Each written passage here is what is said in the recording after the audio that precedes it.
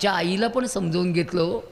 आता तुम्ही म्हणताय सुनांना समजून घ्या, आम्हाला कोणी समजून घ्यायचं ते तरी एकदा सांगा.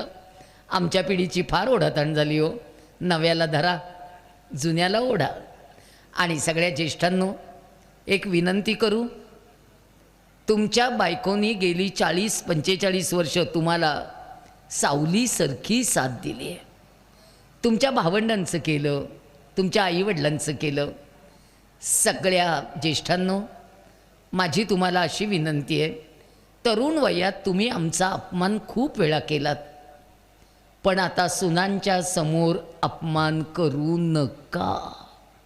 मान देता येत नसेल तरी चालेल, पण सुनांच्या समोर अपमान करू नका. सुनांच्या लक्षात येतं हिचा नवरा हिला किंमत देत नाही आहे, मग त्या पण उलटं बोलायला लागतात.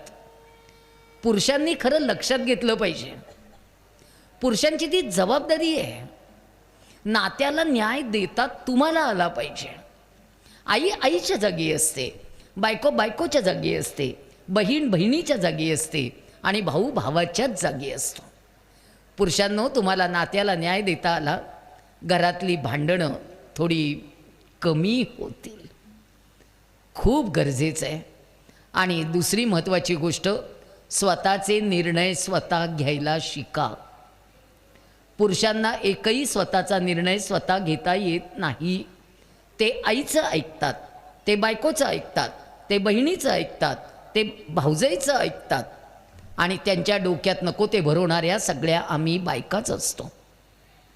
कुठल्या ना कुठल्या नात्यामध्ये यांचं डोकं फिरवण्याचं काम बाईच करत असते आणि हे हलक्या कानांचे आहेत, विश्वास ठेवतात. एक जण विचारायला जात नाही की आई तू का असं बोललीस, माझ्या बायकोची काय चूक आहे.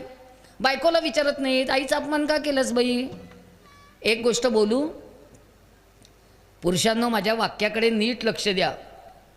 पुरुषांची आदरयुक्त भीती घरामध्ये असावी लागते.